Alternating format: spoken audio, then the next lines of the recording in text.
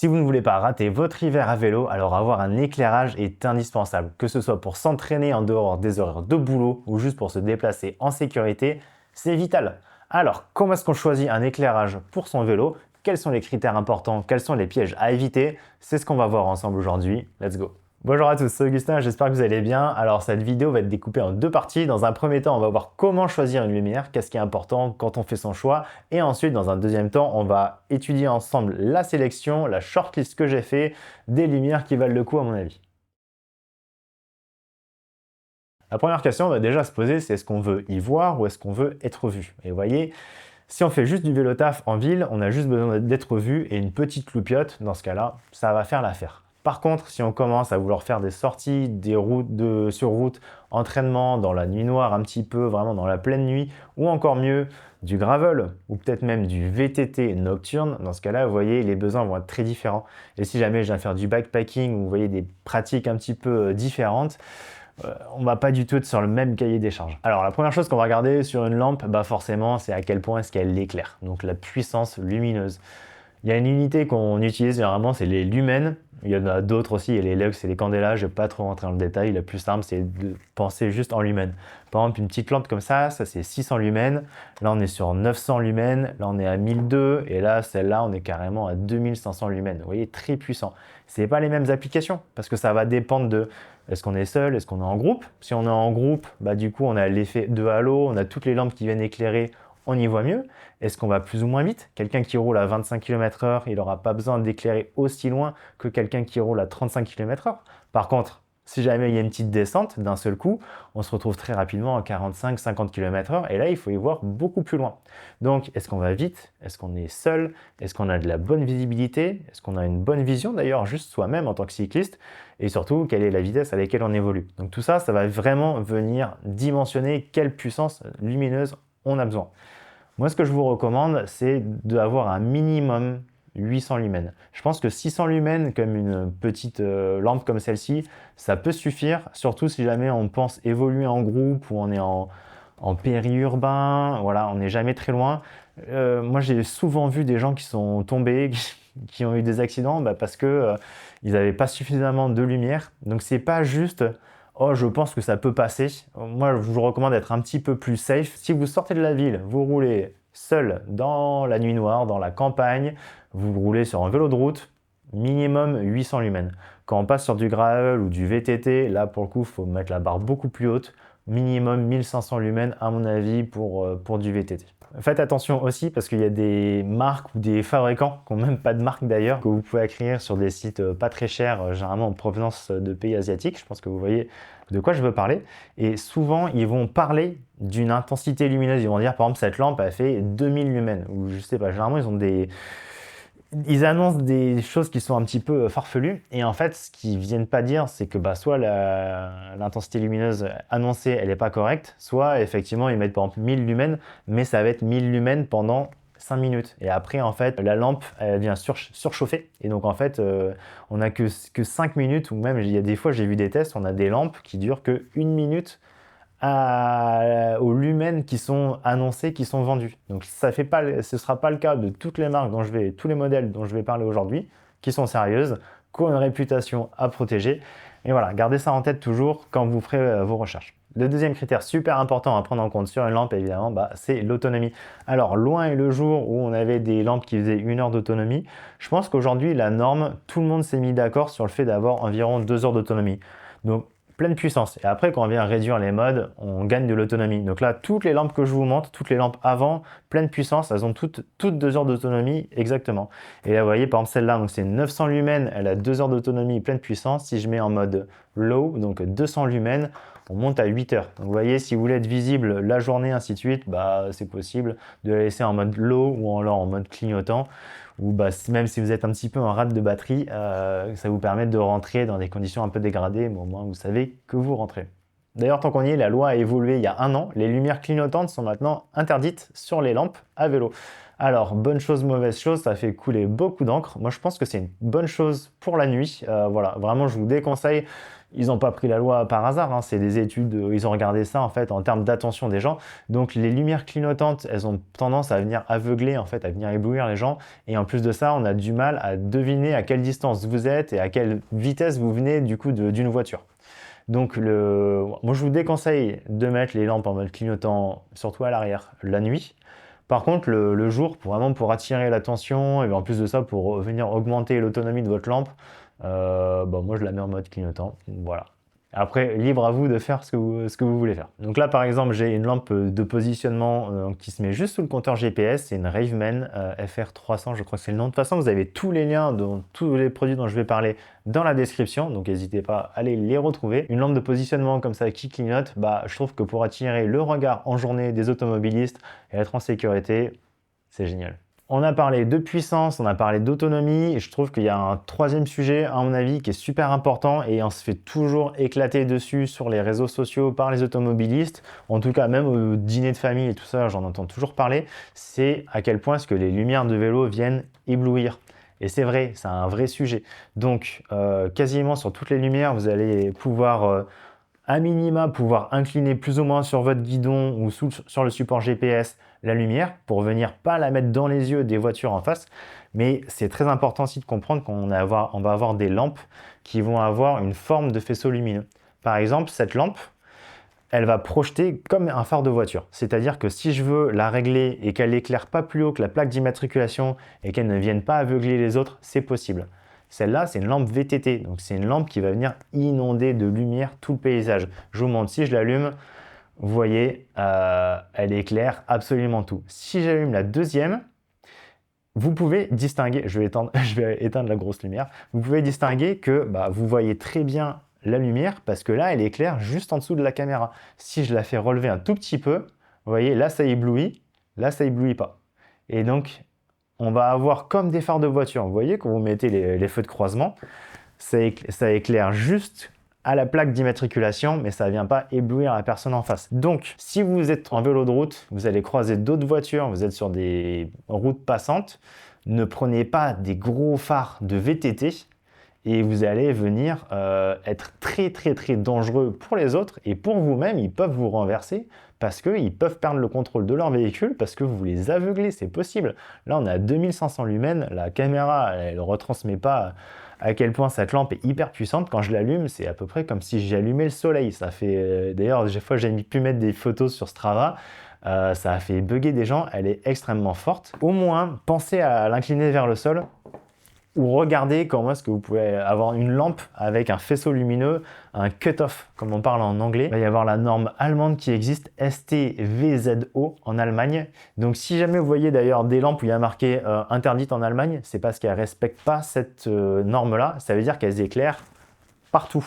C'est pour ça, par exemple, que j'aime bien la série des PR 1400, par exemple, chez Raveman, parce qu'ils sont venus moduler le faisceau lumineux pour éviter d'aveugler en face. Maintenant, pour parler des caractéristiques physiques des lampes, forcément, quasiment aujourd'hui, toutes, elles sont en USB-C. Donc ça, c'est hyper important. De toute façon, c'est une norme européenne. Maintenant, je crois, il n'y a plus de micro USB, qui était un port qui était vraiment nul, qui n'arrêtait pas de se casser, qui était très lent en plus. Bref, donc regardez bien qu'on ait de l'USB-C et surtout qu'on ait bien une protection de tout temps pour venir sceller et étanchéifier la lampe une fois que le port USB qu'on s'en sert pas et qu'on puisse bien le refermer de manière étanche. Pour parler de l'étanchéité, donc on va avoir un rating, une notation IP qui existe. De toute façon, après, honnêtement, rassurez-vous, quasiment toutes les lampes aujourd'hui, elles sont étanches, en tout cas résistantes à la pluie. D'un autre côté, s'il y avait une lampe qui était moins que IPX4, donc qui ne pourrait pas résister à une pluie, ce serait un scandale. Comme je vous disais, vérifiez bien qu'on ait bien un port souple en caoutchouc pour venir refermer le port USB, c'est super important. Et après, le poids des lampes, à mon avis, c'est pas très important parce que de toute façon, si on a une lampe sur son vélo, c'est qu'on en a besoin parce que sinon, on serait dans le noir total. Donc, de toute façon, si on est en entraînement, on s'en fiche. Et si on est en course, on en a besoin. Et de toute façon, ce qui va déterminer le poids d'une lampe, c'est l'autonomie et c'est les batteries qui sont rattachées. En backpacking, en ultra, on va vraiment venir avoir beaucoup plus de batterie pour démultiplier son autonomie. Mais alors, l'autonomie, parlons-en. On arrive sur un point qui est essentiel, qui est celui de l'USB pass-through. Donc en gros, le fait de pouvoir charger sa lampe tout en s'en servant. Imaginons par exemple, j'ai ma lampe. Elle est donnée pour 2 heures maximum d'autonomie, sa puissance maximale. Ok, peut-être qu'elle est donnée pour 3 heures d'autonomie, 4 heures d'autonomie si je viens réduire l'intensité lumineuse. Mais si je veux rouler plus longtemps que ça, je fais comment? Donc là, c'est là qu'intervient quelque chose qui est super important, qui est de pouvoir charger la lampe en s'en servant. Donc on va appeler ça soit USB pass-through, donc un peu compliqué à prononcer, je vous l'accorde. Donc c'est le fait tout simplement d'avoir une batterie externe et de pouvoir venir la connecter à la lampe directement sur l'entrée USB. Et dans ce cas-là, on peut s'en servir en continuant à rouler avec. Toutes les lampes ne le permettent pas. Même encore aujourd'hui, je pense qu'il n'y a qu'une minorité du marché qui permet de l'alimenter avec une batterie externe en s'en servant. Ou sinon, la deuxième option, certains constructeurs, ils ont du coup des options propriétaires où en fait, ils vont avoir leur propre pack de batterie externe. Généralement, ça s'accroche sur le cadre. Ils ont un système de strap ou d'élastique, de sangle pour le mettre sur le cadre. Et après, ils vont avoir un connecteur propriétaire. Donc un peu, vous voyez, comme les chargeurs sur les ordinateurs ou les vieux téléphones qui va se brancher, généralement qui va être étanche. C'est ça l'intérêt. Et du coup, pour pouvoir utiliser la lampe aussi longtemps qu'on veut, entre guillemets, parce qu'il suffit de changer le pack de batterie externe pour continuer de servir la lampe. Si jamais vous partez, la lampe est légèrement déchargée ou même tout simplement, vous crevez, il y a une prolongation, ça prend un peu plus de temps que prévu votre sortie. Vous êtes dans le noir, dans la campagne, il fait nuit, il fait froid, on est en hiver, vous êtes seul. Vous faites quoi si jamais vous n'avez pas d'option pour recharger votre lampe à ce moment-là de manière indépendante? C'est pas une situation d'avenir, vraiment.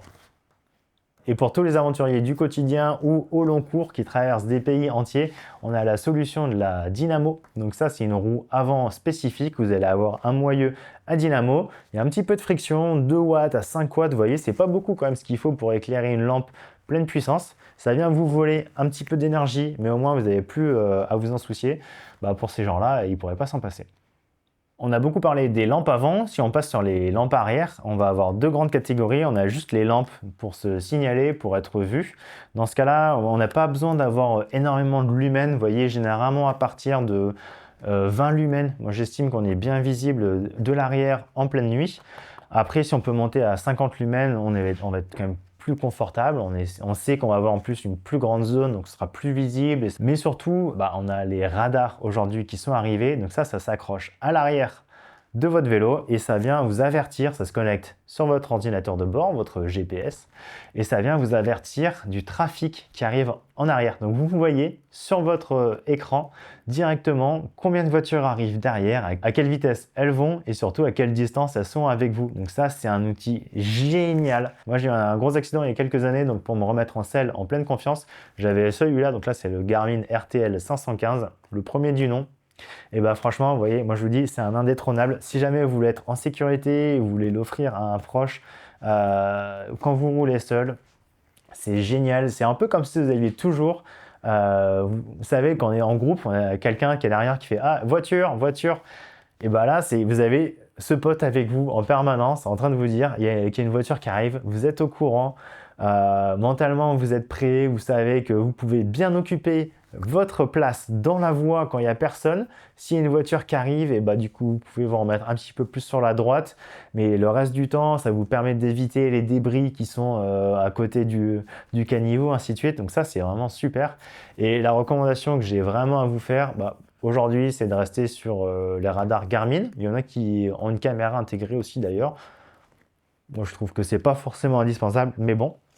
Et en tout cas, je vous conseille de rester sur la marque Garmin. Aujourd'hui, il y a d'autres marques qui ont essayé de faire des radars, énormément même. Il y a énormément de types de marques de radars à vélo qui existent. Ils sont pas tous très bons. Voilà, je vais être cash. La seule vraie valeur sûre pour l'instant qui existe, c'est celui-là, c'est le Garmin, que ce soit en mode caméra ou en mode radar normal, c'est lui que je vous conseille.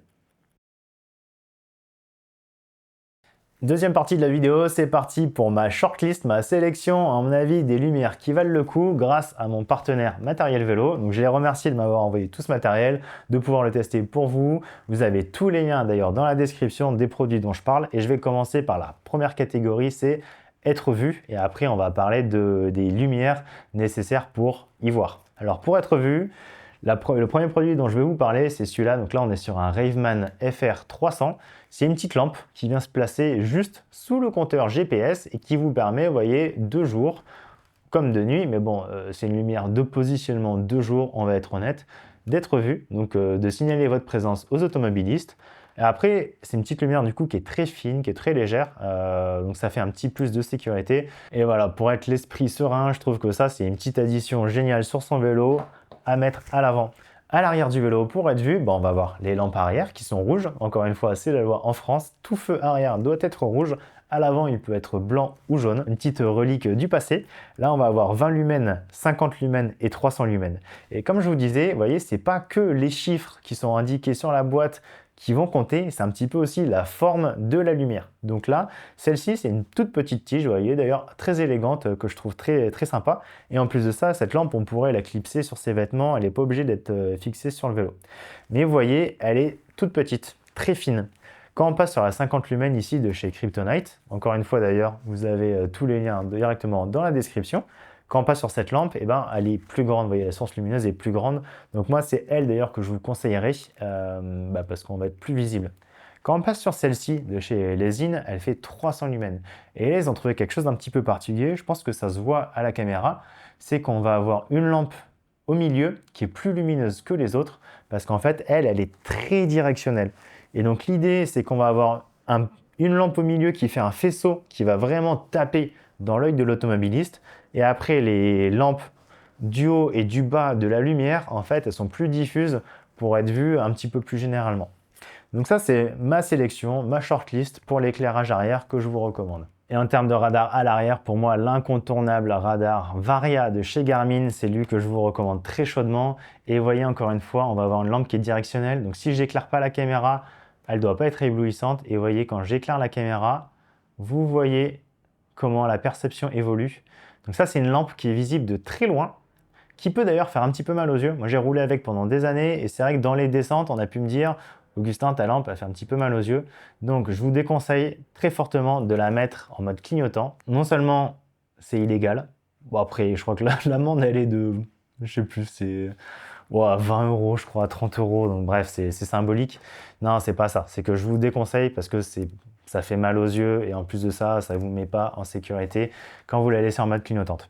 Sinon, cette lampe, ce radar, si vous voulez avoir l'esprit serein quand vous roulez, de jour comme de nuit, augmenter votre sécurité, c'est le meilleur investissement que je vous recommande. Tous ceux qui l'ont, ils ne peuvent plus faire de vélo sans. C'est addictif de se sentir bien quand on est sur son vélo en tout temps, en toutes circonstances. Pour les lampes avant, j'ai 2 lampes en recommandation en physique. Le reste des liens du coup sera dans la description. Et je vais ouvrir le bal avec la Lesin Fusion Drive Pro Plus 600. Encore un très joli nom. Elle est donc du coup de 600 lumens, elle a un très joli corps, elle est en aluminium CNC, donc c'est un aluminium usiné. Ce qui est bien, c'est qu'il n'y a pas de problème de surchauffe, donc elle va pouvoir garder sa courbe lumineuse de manière très continue, on va pas avoir de courbe lumineuse qui descend, vous voyez, au bout de 5 minutes, comme je vous disais auparavant. Par contre, c'est 600 lumens, donc c'est le plus petit prix dont je vais vous parler aujourd'hui. C'est une lampe qui est très bien pensée, vous voyez, ça va être facile tout simplement de l'enrouler sur un guidon, de venir la fixer.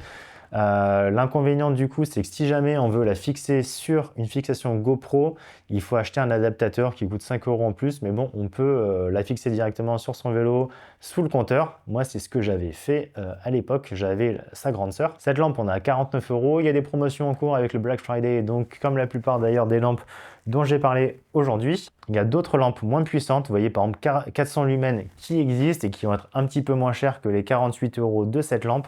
Mais si vous roulez seul quand il fait noir, clairement je vous déconseille d'aller en dessous. Il en va de votre sécurité, c'est vital. Pour monter un petit peu en gamme, on a la Knock Blinder 900. Ça c'est une très bonne marque. Encore une fois, on est sur un produit qui est très bien fini, qui est en métal, un corps en métal complet, qui est usiné. Une lampe qui est très joli, qui est très agréable à utiliser. Et ce qui est top, c'est que dans la boîte directement vient les fixations pour l'accrocher soit sur le guidon, soit directement avec une fixation de type GoPro, donc qui vient se mettre sur le support GPS, juste en dessous du Garmin ou du Wahoo.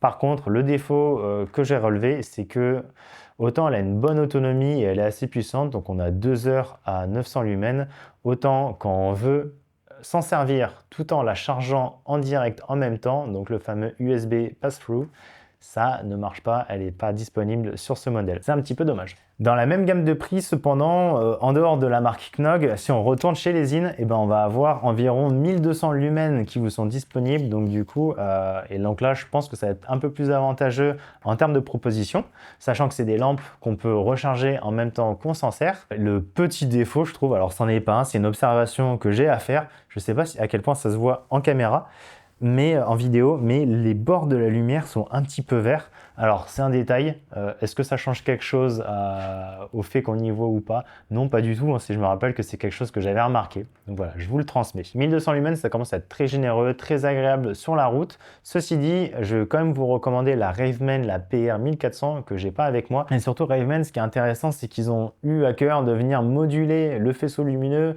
de manière un petit peu plus avancée. Donc c'est des outils de modélisation qui sont développés dans les dernières années.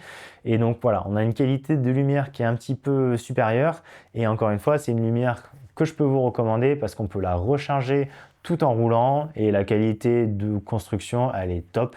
Et en plus de ça, on a une télécommande déportée, donc on peut simplement déclencher et éteindre ou changer le mode de la lampe directement depuis son guidon sans avoir à quitter le guidon des mains pour accéder dessous pour appuyer. Des fois, c'est vraiment avec les gants en hiver, on n'a plus de sensibilité, on a du mal à trouver les boutons, les petits boutons sur des petites lampes comme ça.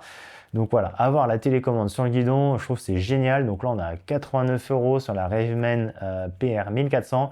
C'est un excellent choix que je vous recommande si vous voulez avoir l'esprit serein. Et si vous aimez faire du VTT, faire du gravel dans la nuit, ainsi de suite, on va avoir la PR 2400 de chez Raveman avec un tout petit prix chez Matériel Vélo. Donc là, on est à 139 €.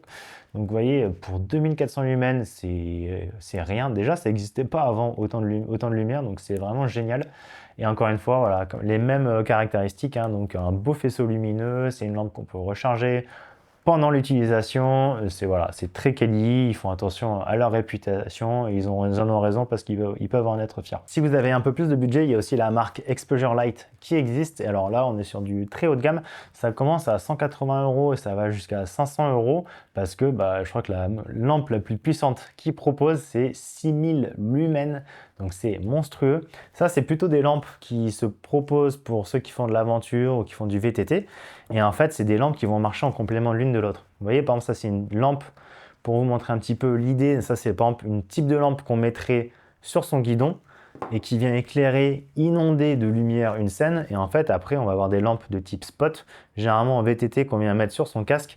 Et en fait, on va avoir juste 1000 ou 1200 lumens, par exemple, qui viennent éclairer l'endroit où on regarde. Donc en fait, si on vient faire du off-road, généralement, on va avoir une combinaison de 2 types de lampes du style. Et donc là, par exemple, la marque Exposure Light, c'est de l'immense qualité, c'est très très beaux objets qui sont réalisés avec des LED de la meilleure qualité. Donc on a une très belle qualité de lumière, ça marche bien à tous les égards. Ouais, voilà. C'est plus cher évidemment. En résumé, vous voyez une vidéo un petit peu différente. Donc n'hésitez pas à me dire si ça vous a plu, qu'il y ait eu une première partie où je vous expliquais les critères, ce qui était important, comment est-ce qu'on faisait un choix technique, et après dans un deuxième temps du coup une shortlist, une petite sélection. Voilà, dites-le moi dans les commentaires, on s'y retrouve. Sinon on se retrouve à la prochaine. C'était Augustin. Ciao ciao.